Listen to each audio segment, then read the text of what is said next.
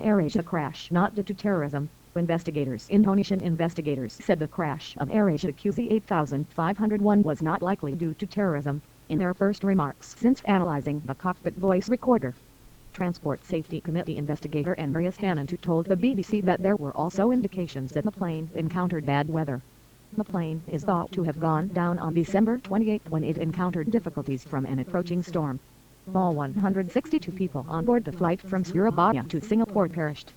2 more bodies were recovered on Monday, bringing the total found so far to 53.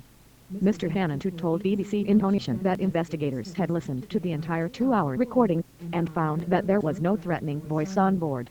The recording appeared to indicate that the pilot was busy attempting to regain control of the aircraft to send a distress signal, he said.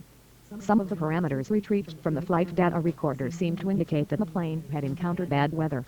More analysis was needed from the rest of the 1,200 parameters to determine the exact weather conditions and the impact the weather had on the plane's engines, Mr. Hannantu added. Investigators have only transcribed half of the cockpit voice recording, and that would require more analysis as well.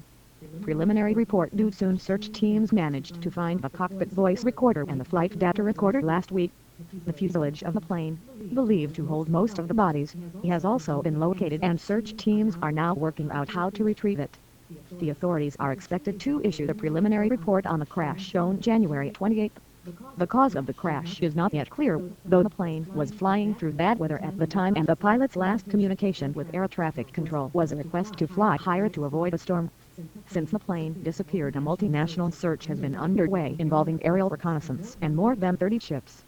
However, strong currents, highways and poor visibility have slowed operations.